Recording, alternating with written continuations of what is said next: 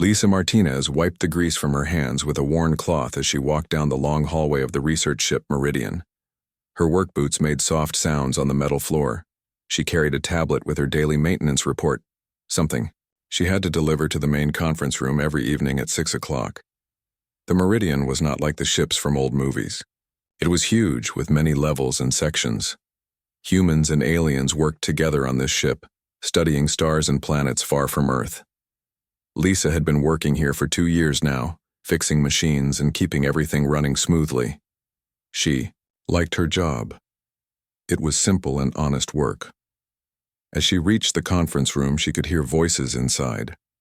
The door was partly open, and she could see several figures around a large table. She recognized Captain Jake Harrison, a tall man, with gray hair who ran the ship. Next to him sat Dr. Zexa Thera, one of the alien professors. Dr. Zexa Thera looked like a tall, thin person with blue skin and large eyes. Her species, the Volonics, were known for being very smart with numbers and science. Lisa knocked on the door frame. "Excuse me, Captain Harrison, I have the daily maintenance report." Captain Harrison looked up and smiled. "Come in, Lisa. Just set it on the table." Lisa stepped into the room and placed her tablet on the table. She was about to leave when she heard Dr. Zexa Thera speaking in her strange, musical voice. As I was saying, the quantum field equations require a deep understanding of multidimensional calculus. The integration of these functions across 17 variables is quite complex. I doubt most beings could even begin to understand such mathematics. Professor Kilmarin, another alien who looked like a large gray creature with 4 arms, nodded his head. "Indeed. On my world, only the most educated minds can work with such problems. It takes many years of study to even see the basic patterns." Lisa paused at the door. She had heard them talking about math before, but today something was different. They seemed to be talking down to someone, though she was not sure who. "The trajectory calculations for our next jump point," Dr. Zexa Thera continued, "involve calculus that most species find impossible. Even among humans, I suspect only your top scientists could handle such work." Amy Chen, a young human science officer, shifted uncomfortably in her chair. "Well, our mathematicians are quite capable." Dr. Zexa Thera made a sound that might have been laughter. Of course, but let us be honest. Most humans on this ship are here for simple tasks. The maintenance workers, the kitchen staff, the security teams, they are good at what they do, but advanced mathematics? I think not." Lisa felt her face grow warm. She knew Dr. Zexa Thera was talking about people like her. The alien professor often looked at human workers like they were not very smart. Lisa had seen that look many times before. "Mathematics is not just about having a big brain," Amy said, trying to defend her people. "Humans approach problems differently than other species." "Perhaps," said Professor Kilmarin, his 4 arms moving as he spoke. "But calculus is calculus. Either you understand the principles, or you do not. There is no special human way to solve a differential equation." Lisa knew she should leave. This was not her business. She was just a maintenance worker. But something about the way they talked made her angry. They acted like humans were not smart enough to understand real math. She turned around and faced the table. "Excuse me, but what kind of calculus problem are you talking about?" The room went quiet. Captain Harrison looked surprised. Dr. Zexa Thera's large eyes focused on Lisa like she was looking at something strange. "I beg your pardon?" Dr. Zexa Thera said. "The math problem you mentioned. What kind of calculus is it?" Professor Kilmarin made a sound that was definitely laughter. "My dear human, we are discussing advanced mathematical concepts. Multivariable calculus, differential equations, quantum field mathematics. These are not subjects for—" He paused, looking at her work clothes. "Maintenance personnel." Lisa felt her anger grow stronger. "I was just curious. I like math." Dr. Zexa Thera looked at Professor Kilmarin, then back at Lisa. Her expression reminded Lisa of a teacher looking at a small child who had just said something silly. "You like math," Dr. Zexa Thera repeated slowly. "How nice. Do you perhaps know what calculus is?" "Yes, I do." And you believe you could solve calculus problems? Lisa knew she was getting into trouble, but she could not stop herself. I think I could try. The aliens looked at each other. Captain Harrison was watching everything with a worried expression. Amy Chen looked like she wanted to say something but did not know what. Dr. Zexithera stood up from her chair. She was very tall, much taller than Lisa. This is quite interesting. A human maintenance worker who thinks she can do calculus. Zexithera, Captain Harrison said in a warning voice. No, Captain. This could be educational for everyone. Dr. Zexithera walked over to a large screen on the wall. If this young woman believes she can handle mathematics, perhaps we should give her a chance to prove it. Lisa realized she had made a mistake. The alien professor was not being kind. She was setting up some kind of test to make Lisa look foolish in front of everyone. I was just asking a question, Lisa said. I should get back to work. Oh, but you were curious about our math problems, Professor Kilmarin said, also standing up. Surely you would like to see what real calculus looks like. Dr. Zexithera touched the screen and numbers and symbols appeared. They looked very complicated, with many lines and curves that Lisa could not read from where she stood. This is a simple trajectory calculation, Dr. Zexithera said. We use it to plan our jumps between star systems. It involves integration of gravitational field equations across multiple dimensions. Would you like to take a look?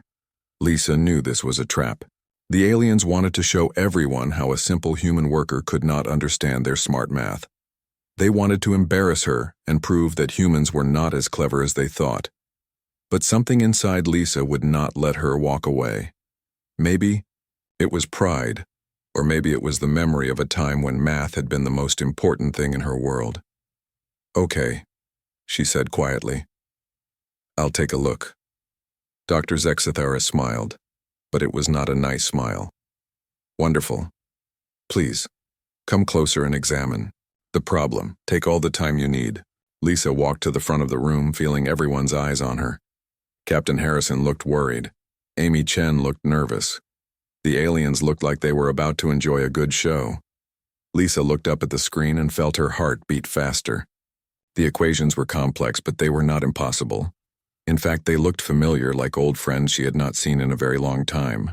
Lisa stared at the screen for a long moment. The equations looked like a puzzle that someone had scattered across the wall. Numbers, letters, and strange symbols filled every corner. She could feel everyone watching her, waiting for her to admit she did not understand anything. Dr. Zexithera moved to stand beside the screen. Her long, thin fingers pointed at different parts of the math problem. As you can see, this equation calculates the optimal path for our ship to jump from one star system to another. We must account for the gravity of 17 different celestial bodies, each pulling our ship in different directions. Lisa nodded slowly. She was beginning to understand what she was looking at. The integration here, Dr. Zexithera continued, pointing to a section with many curved lines and symbols, requires knowledge of multivariable calculus. You must solve for the rate of change across multiple dimensions simultaneously. Professor Kilmarin joined Dr. Zexithera at the screen. His forearms moved as he talked. The gravitational fields create what we call a mathematical maze. One small error in calculation, and our ship could end up millions of miles from our target destination. Captain Harrison cleared his throat. Perhaps we should let Lisa get back to her duties. This is quite advanced material. Oh, but Captain, Dr. Zexithera said with that cold smile, our maintenance worker was curious about mathematics. Surely she deserves to see what real calculus looks like. Lisa felt heat rise in her cheeks. She knew what Dr. Zexithera was doing. The alien wanted to make her feel stupid in front of everyone. She wanted to prove that humans who did not work in science were too simple to understand complex ideas. I can see what it looks like, Lisa said quietly. But can you understand it? Professor Kilmarin asked. His voice sounded friendly, but Lisa could hear the challenge underneath. This is not like fixing a broken machine or changing an air filter. This requires years of mathematical training. Amy Chen shifted in her seat. Maybe we should all take a break. It's getting late. Nonsense, Dr. Zexithera said. This is a wonderful learning opportunity. Tell me, Lisa, what do you see when you look at this equation? Lisa looked at the screen again. The numbers and symbols seemed to move and shift as she watched them, but slowly, patterns began to emerge. She could see the structure underneath all the complexity. I see a trajectory problem, Lisa said. You're trying to find the path that uses the least energy while avoiding gravitational interference. Dr. Zexathera's smile became smaller. That is a very basic description. But what about the actual mathematics? Can you identify the integration techniques being used? Lisa stepped closer to the screen. She could feel her old training coming back to her, like muscle memory she had tried to forget. You're using partial derivatives to handle the multiple variables. And here, she pointed to a section near the bottom. You're integrating over a complex surface to account for the curved spacetime around each gravity source. The room became very quiet. Professor Kilmarin's forearms stopped moving. Captain Harrison sat up straighter in his chair. That is surprisingly accurate, Dr. Zexathera said slowly. But recognizing techniques and actually solving problems are very different things. Would you like me to try solving it? Lisa asked. The question hung in the air like a challenge. Lisa could not believe she had said it. Part of her wanted to take the words back, to apologize and leave the room. But another part of her, a part she had buried deep inside, was waking up. Dr. Zexathera looked at Professor Kilmarin. They seemed to be having a silent conversation with their eyes. Very well, Dr. Zexathera said finally. If you think you can solve a problem that took our best mathematicians 3 days to complete, please be my guest. She touched the screen, and a new section appeared with blank space for calculations. She handed Lisa a stylus. You may use the computational tools if you need them. Lisa took the stylus. It felt strange in her hand, like holding a pen after years of only using wrenches and screwdrivers. She looked at the problem again, trying to see past the intimidating appearance to the real mathematics underneath. Take your time, Professor Kilmarin said. There is no shame in admitting when a problem is too difficult. Lisa began to write on the screen. Her first few marks were hesitant, but as she worked, her confidence grew. The numbers felt familiar, under her stylus, like speaking a language she had almost forgotten. She started by breaking the complex equation into smaller parts. Each gravitational source became a separate calculation. She wrote out the partial derivatives, then began to integrate them one by one. Captain Harrison watched with growing interest. Amy Chen leaned forward in her chair. The aliens stood behind Lisa, their expressions changing from amused confidence to something that looked like concern. As Lisa worked, she found herself getting lost in the mathematics. The room around her seemed to fade away. There was only the problem and the elegant dance of numbers that would solve it. She had missed this feeling more than she realized. She integrated the first set of variables, then combined them with the second set. The calculations grew more complex, but Lisa's stylus moved faster across the screen.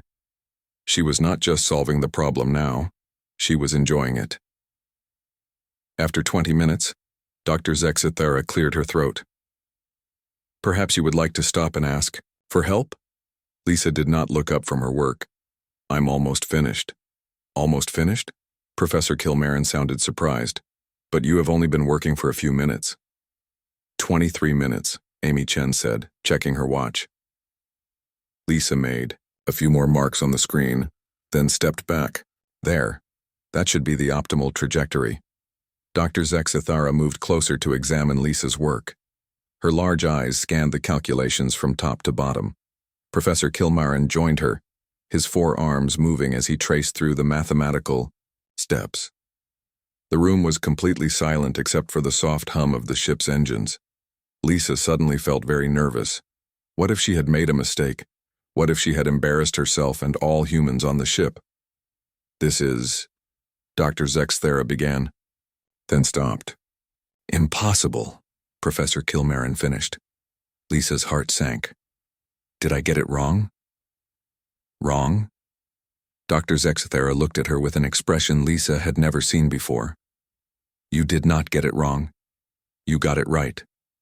But more than that, you found a solution that is 15% more efficient than our original calculation. Captain Harrison stood up from his chair. What does that mean?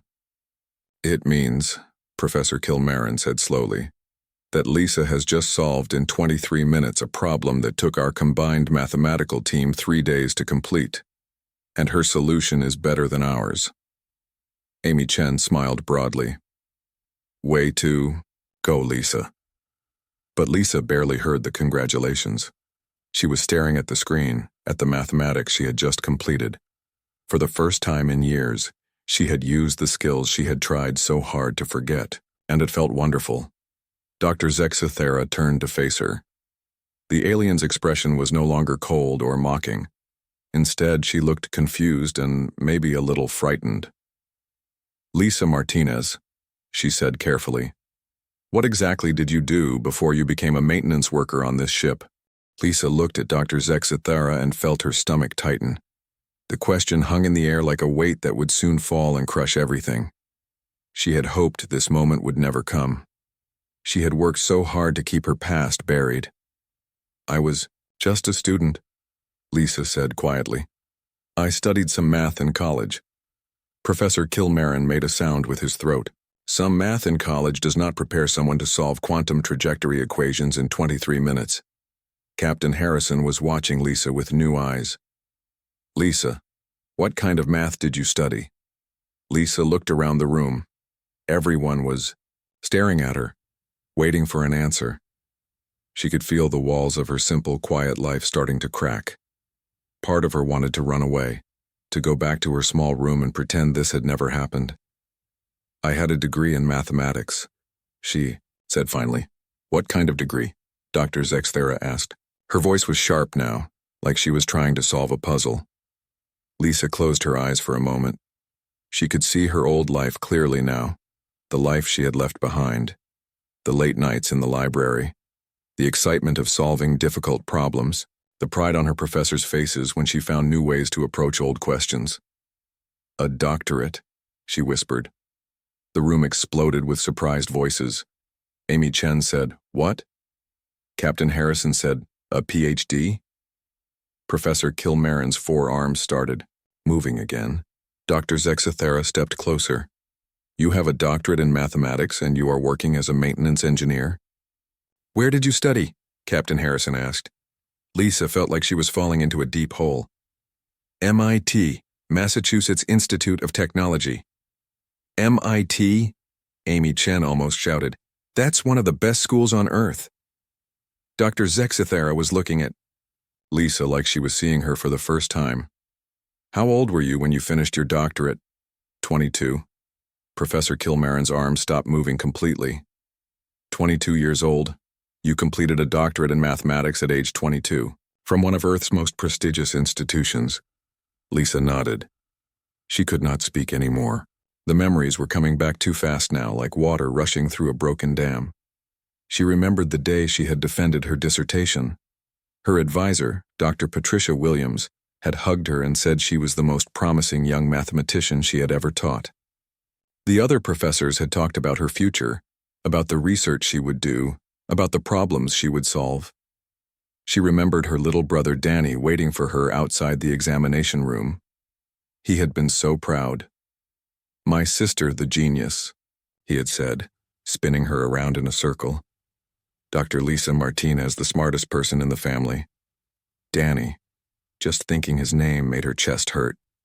Lisa, Captain Harrison said gently, why are you working in maintenance if you have a PhD in mathematics? Lisa opened her eyes and looked at him. She could see the concern in his face. Captain Harrison was a good man who cared about his crew. But how could she explain about Danny? How could she tell them about the night that changed everything? I needed a change, she said. It was not a lie, but it was not the whole truth either. Dr. Zexathera was studying the screen where Lisa's calculations still glowed. Your solution method is unusual. You used techniques I have never seen before. They're not unusual, Lisa said. They're just different. Human mathematicians often approach problems from angles that other species don't consider. Show me. Professor Kilmarin said suddenly. What? Show me how you solved this problem. Walk me through your thinking. Lisa looked at the screen. The numbers and symbols seemed to glow brighter now, like old friends welcoming her home. Despite everything, despite all the pain and memories, she still loved mathematics. She had tried to kill that love, but it had survived, hidden deep inside her. Okay, she said. She picked up the stylus again. Most approaches to this kind of problem try to solve everything at once, but that makes it incredibly complex. She began to draw new diagrams on the screen. Instead, I broke it into layers. Each gravitational source creates its own field of influence. If you map them separately first, you can see where they overlap and where they don't. Dr. Zexthera moved closer to watch. Continue. Once you have the individual maps, you can use a technique called dimensional folding. Instead of trying to integrate across 17 variables simultaneously, you fold the problem space so that similar variables group together. Lisa's stylus moved faster as she explained. She was getting excited despite herself. This was what she had always loved about mathematics, the moment when a complex problem suddenly became clear and beautiful. The key insight, Lisa continued, is that gravitational fields follow predictable patterns. Once you recognize the pattern, you can use symmetry operations to reduce the calculation time dramatically. Professor Kilmarin was very quiet. All four of his arms hung still at his sides. This technique, have you published papers on it? Lisa stopped drawing. The excitement drained out of her like air from a punctured balloon. No, I never published anything. But why not? Dr. Zexthera asked. This could revolutionize space navigation calculations. Lisa set down the stylus. She could feel the weight of her secrets pressing down on her again. Because I left mathematics, I left it all behind. But why? Amy Chen asked. You're brilliant. You could be working with the top scientists in the galaxy. Lisa turned away from the screen. She could not look at the equations anymore. They reminded her too much of what she had lost. My brother died, she said quietly. The room went silent again. But this time the silence felt different. Softer, more respectful. I was working on my first research project after graduation, Lisa continued. I was so focused on my work that I ignored everything else. Danny called me that night. He wanted me to come to his graduation party. He had just finished high school. Lisa's voice started to shake. She had never told this story to anyone on the ship. I told him I was too busy. I had a deadline for my research. I said I would see him the next weekend. Lisa wiped her eyes with the back of her hand. He died in a car accident on his way home from the party. If I had gone with him, if I had been driving instead of him, maybe. Captain Harrison stood up and put his hand on Lisa's shoulder. Lisa, you can't blame yourself for that. I could have saved him, Lisa said. But I chose mathematics instead. I chose numbers over my family. Dr. Zexthera was very quiet for a long moment. When she spoke, her voice was gentler than Lisa had ever heard it. So you left mathematics to honor your brother's memory. I left mathematics because it took away the most important thing in my life, Lisa said.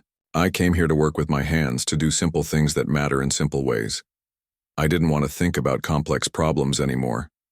Professor Kilmarin spoke slowly. But you still remember everything. Lisa looked at the screen one more time. Her calculations glowed there like pieces of her old life, beautiful and painful at the same time. Yes, she said. I remember everything. For several minutes, nobody spoke. Lisa stood with her back to the screen, trying to control her breathing. She had not talked about Danny in 3 years. Just saying his name out loud made her feel like someone had reached into her chest and squeezed her heart. Dr. Zexthera broke the silence. Lisa, I owe you an apology. I made assumptions about your intelligence based on your job. That was wrong of me. Lisa turned around. The alien professor looked different now. Her cold expression had changed to something that might have been respect. It's okay, Lisa said. People make assumptions all the time. No, it is not okay, Professor Kilmarin said. His forearms moved slowly as he talked. We have been foolish.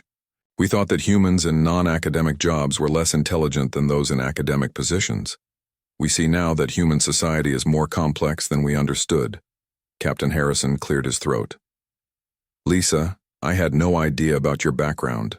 Your personnel file just shows your engineering certifications. I didn't want anyone to know, Lisa said. I came here to start fresh, to be someone different. Amy Chen was looking at Lisa with amazement. But your math skills are incredible. That solution you found could save us hours of calculation time on every jump. Dr. Zexathera nodded slowly. Amy is correct. Your approach to the trajectory problem is unlike anything in our databases. It shows a way of thinking that we have not encountered before. Lisa felt uncomfortable with all the attention. She had gotten used to being invisible, just another crew member doing her job quietly. It's just a different way of looking at the eye. Same problem. May I ask you to try another problem? Professor Kilmarin said carefully. I do not want to cause you pain, but your methods could be very valuable to our research. Lisa looked around the room. Everyone was watching her with expectant faces. Part of her wanted to say no, to go back to her simple life and forget this had ever happened. But another part of her, the part that had once loved mathematics more than anything else in the world, was curious about what other problems they might show her. What kind of problem, she asked. Professor Kilmarin touched the screen and new equations appeared. These looked even more complex than the first set. This is a quantum mechanics calculation. We are trying to determine the probability of successful matter transmission through a wormhole. Lisa looked at the equations. They were filled with Greek letters and strange symbols that most people would find completely meaningless. But to Lisa, they told a story about particles and waves, about the fundamental nature of reality itself. The problem, Dr. Zexathera explained, is that the quantum uncertainties stack up very quickly. Small errors in the initial calculations lead to massive errors in the final result. Our best computers take 6 hours to run these calculations, Professor Kilmarin added. And even then, we are not completely confident in the results. Lisa studied the screen more carefully.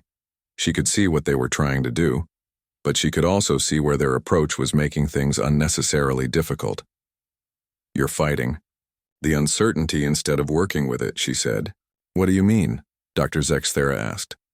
Lisa picked up the stylus again. Quantum mechanics is about probability, right? Instead of trying to eliminate the uncertainty, you can use it as part of your solution. She began to write new equations on the screen. Her approach was completely different from what the aliens had been doing, where they had tried to control every variable. Lisa embraced the randomness and found patterns within it. You see, Lisa explained as she worked, the quantum uncertainties don't just add noise to your calculations. They actually contain information about the system itself, if you know how to read them correctly. Professor Kilmarin's forearms began moving faster. Show us. Lisa's stylus flew across the screen. She was completely absorbed in the problem now, the way she used to be during her graduate studies. The mathematics flowed through her like music, each equation leading naturally to the next. She introduced new variables that the aliens had never considered. She used techniques from topology and abstract algebra, fields of mathematics that most physicists never touched. But in Lisa's hands, these exotic tools became practical solutions to real problems. After 40 minutes, she stepped back from the screen. There. That should give you a 97% accuracy rate, and it should run in about 20 minutes instead of 6 hours. Dr. Zexathera and Professor Kilmarin stared at the screen in silence. Amy Chen was looking back and forth between the equations and Lisa's face like she could not believe what she was seeing. This is impossible, Dr. Zexathera finally said. Which part? Lisa asked. All of it.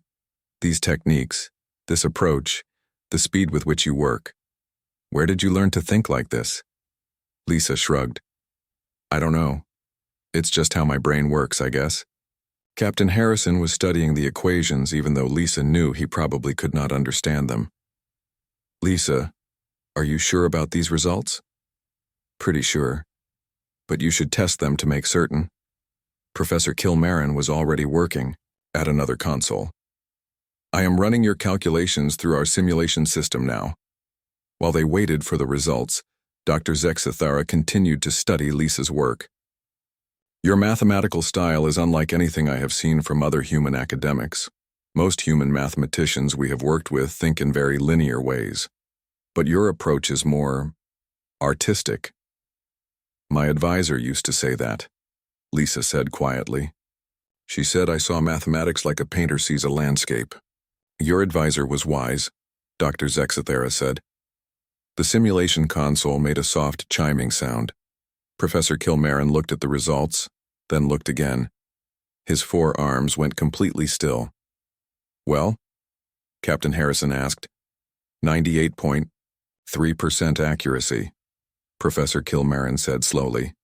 Computation time, 18 minutes and 47 seconds. Amy Chen whooped with excitement. Lisa, that's amazing! But Lisa was not paying attention to the congratulations. She was looking at the screen, at the beautiful mathematical structures she had created. For the first time in 3 years, she felt the old joy stirring in her chest, the pure pleasure of solving a problem that had seemed impossible. Dr. Zexathara noticed her expression. You enjoyed that, didn't you? Lisa nodded, not trusting herself to speak. I have another problem, Professor Kilmarin said. It involves multidimensional topology and tensor calculus. We have been working on it for months. Show me, Lisa said before she could stop herself. The new problem filled the screen. It was about the mathematics of space-time itself, about how gravity bends reality around massive objects. Lisa looked at it and felt her mind start racing with possibilities. This time she did not hesitate. She grabbed the stylus and began working immediately. Her movements were confident now, fluid. She was not just solving problems anymore. She was dancing with them.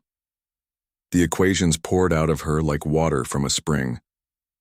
She used techniques that she had developed during her doctoral research, methods that she had never shared with anyone because she had left academic life before she could publish them. As she worked, she began to see connections between this problem and the previous ones. The mathematics was all related, part of a larger pattern that described how the universe actually worked. Incredible, Dr. Zexathara whispered. She is solving 3 months of work in real time. But Lisa barely heard her. She was lost in the pure joy of mathematical discovery, feeling more alive than she had felt since the night Danny died. Lisa finished the third problem and set down the stylus. Her hand was shaking slightly from excitement and exhaustion. The screen was covered with equations that looked like beautiful, complex artwork. She had been working for over 2 hours, but it felt like only minutes had passed. Professor Kilmarin was running her latest solution through the computer. His forearms moved quickly over different controls as he checked and double-checked the results. Confirmed, he said finally. The solution is correct and more efficient than our previous methods by 35%. Dr. Zexathara was staring at Lisa like she was looking at something completely new. 3 problems that took our combined research teams weeks to solve. You have solved them all in 1 evening, and your solutions are better than anything we achieved. Lisa sat down in an empty chair. She felt drained but also strangely happy. Working with mathematics again had reminded her why she had fallen in love with it in the first place. Numbers and equations did not lie or hurt people or die in car accidents. They were pure and clean and beautiful. I need to ask you something, Dr. Zexathara said. How do you think so differently from other mathematicians? Lisa considered the question. She had been asked this before, back when she was a student. Her professors had always been curious about her unusual methods. I think it's because I don't just use logic, Lisa said. I use feelings too. Professor Kilmarin's arm stopped moving. Feelings? In mathematics? Yes. When I look at a math problem, I don't just see numbers and symbols. I see relationships and patterns and personalities.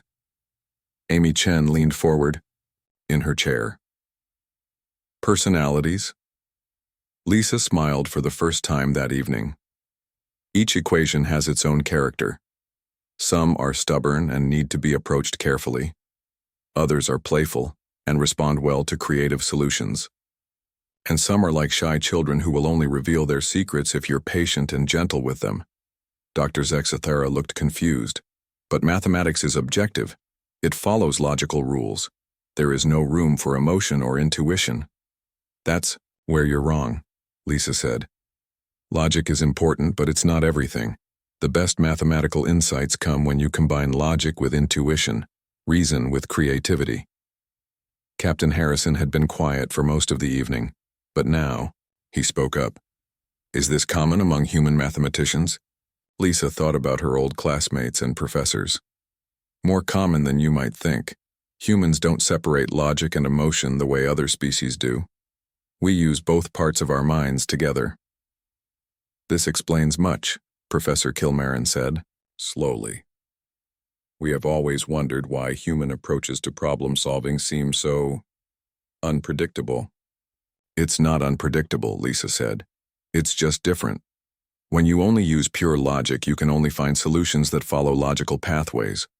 But when you combine logic with intuition and creativity, you can find shortcuts and connections that pure logic would miss.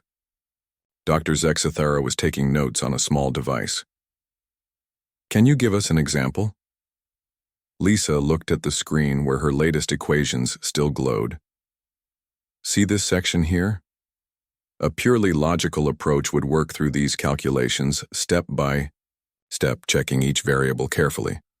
But I had a feeling that some of these variables were related in a way that wasn't obvious. She pointed to different parts of the equation. So instead of calculating them separately, I grouped them together based on that feeling. It turned out I was right, and the calculation became much simpler. But how did you know? Professor Kilmarin asked. What gave you that feeling? Lisa paused. This was the hardest part to explain because she was not sure she understood it herself. It's like listening to music, she said finally. When you hear a song, you don't analyze each note individually. You hear the melody, the rhythm, the harmony all at once. Mathematics has a similar kind of music to it if you know how to listen. Amy Chen was smiling broadly. That's beautiful, Lisa. But how do other humans learn this approach? Dr. Zexathera asked. Is it taught in your schools? Lisa shook her head. Not really. Most human math education focuses on logic and rules, just like yours probably does. But humans naturally think with both sides of their brain. Even when we're being logical, we're also using intuition and pattern recognition and emotional intelligence. She stood up and walked to the screen. Let me show you something else that might surprise you. She touched the screen and called up the personnel files for the human crew members.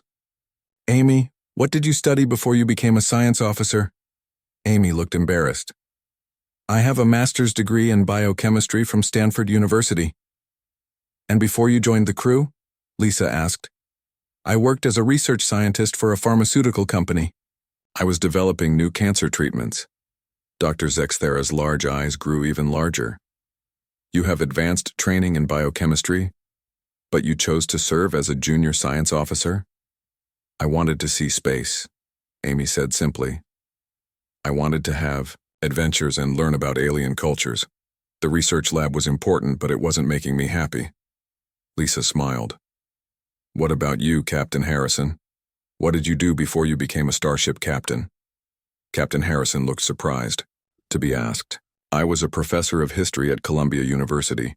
I specialized in diplomatic relations between different cultures. Professor Kilmarin's forearms began moving rapidly.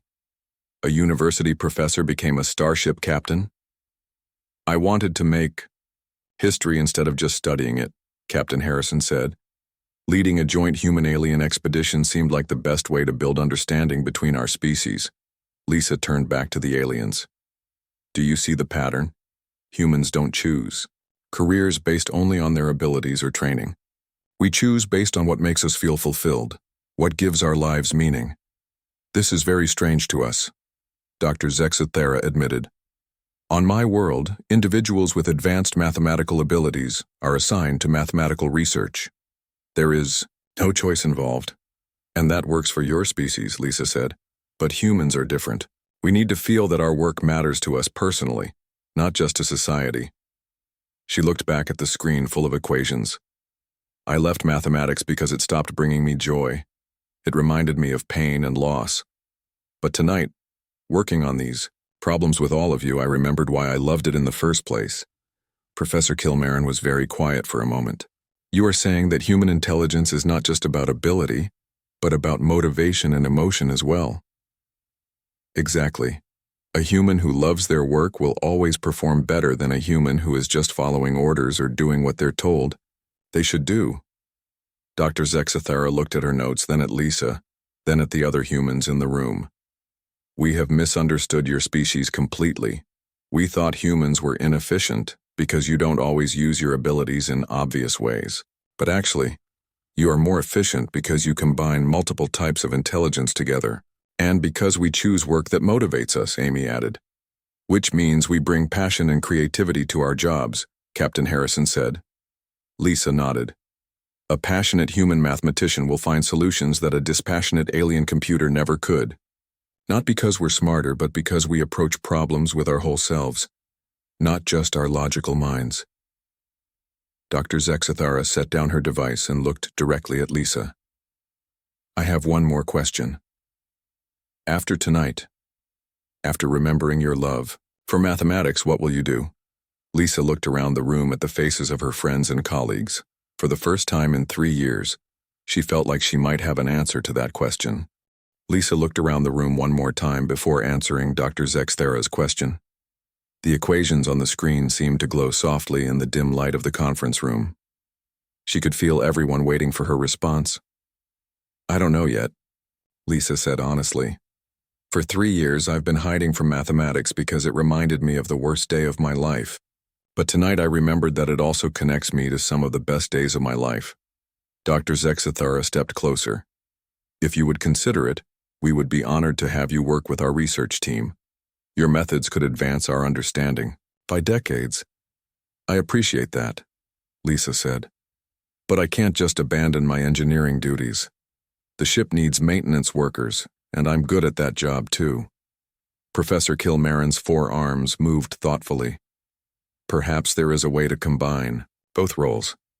Many of our engineering problems require mathematical solutions. Captain Harrison nodded. Lisa, I think we need to have a formal conversation about your role on this ship. But first, I want to say something to our alien colleagues. He turned to face Dr. Zexathara and Professor Kilmarin. What happened here tonight should be a lesson for all of us. We've been working together for 2 years, but we've been making assumptions about each other based on job titles and surface appearances. You are correct, Captain, Dr. Zexathara said. We have been foolish. We assumed that humans in non-academic positions were less capable than those in academic positions. We see now that human society is much more complex than we understood. Amy. Chen stood up from her chair. It goes both ways, though. We humans have made assumptions about you, too. We thought you only cared about logic and efficiency. But tonight, I saw you showing real concern for Lisa's feelings and respecting her personal choices. Professor Kilmarin made a sound that might have been laughter. Perhaps all of our species have more in common than we realized. Lisa walked back to the screen and looked at her equations one more time. You know what I think? I think Danny would have been proud of what I did tonight. Your brother? Captain Harrison asked gently. Yes. He always said I was too serious about everything. He would have loved seeing me solve math problems just for the joy of it, without worrying about deadlines or publications or career advancement. Lisa wiped her eyes, but she was smiling now. Maybe that's what I've been missing. I was so afraid that loving mathematics would make me neglect the people in my life again. But what if I could love mathematics and people at the same time? How would you do that? Dr. Zexathara asked. Lisa turned away from the screen to face her friends and colleagues. By remembering that mathematics isn't just about solving abstract problems. It's about helping real people in real situations. She gestured toward the equations on the screen. These trajectory calculations will help our ship travel safely through space. The quantum mechanics problems will help us understand how to explore new worlds without destroying them. The space-time mathematics will help us find faster ways to travel between star systems. All of which helps the people on this ship and the people back home, Amy said. Exactly. Mathematics becomes meaningful when it serves a purpose beyond itself. Captain Harrison smiled. Lisa, I have a proposal for you. What if we created a new position on the ship? You could be our chief mathematical consultant, working with both the engineering teams and the research teams. But I still want to do hands-on work, Lisa said quickly. I don't want to sit in an office all day writing equations. Then don't, Professor Kilmarin said. Spend part of your time in the engineering sections, solving practical problems. Spend part of your time with us working on theoretical research, and spend part of your time teaching other crew members about mathematical approaches to problem solving. Dr. Zexathera nodded enthusiastically. This could be exactly what our expedition needs. A bridge between practical and theoretical work, between human and alien approaches to science. Lisa felt a warm feeling spreading through her chest. For the first time in years, she could imagine a future that included both her love of mathematics and her commitment to helping people. There's one condition, she said. What's that? Captain Harrison asked. I want to set up a scholarship fund in Danny's name. Part of my salary should go to helping young people pursue education in mathematics and engineering. Done, Captain, Harrison said immediately. Dr. Zexathera looked confused. I do not understand the purpose of this scholarship. Lisa smiled. It's a human thing.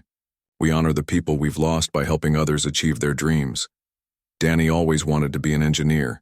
If I can help other young people become engineers and mathematicians, then his memory lives on in a positive way. This is a beautiful tradition, Professor Kilmarin said. It shows how humans turn grief into hope. Amy Chen wiped her eyes. Lisa, I think this is perfect. You'll be helping the ship, advancing science, and honoring your brother all at the same time. Lisa looked around the room one more time. A few hours ago, she had been just a maintenance worker trying to keep her past hidden. Now she was surrounded by friends who understood both her abilities and her pain. Okay, she said. I'll do it, but I have one request for all of you. What's that? Dr. Zexathera asked. Don't treat me differently because you know about my education now. I'm still the same person who fixes broken machines and changes air filters. I'm just also the person who can solve calculus problems. Captain. Harrison laughed. Lisa, I think that's exactly what makes you special. You're proof that humans can be many different things at the same time. And that our value as individuals isn't determined by our job titles, Amy added. Dr. Zexathera was making notes on her device again. I will be writing a report about tonight's events for the Galactic Science Council. They need to understand that human intelligence works differently than we assumed. What will you tell them? Lisa asked.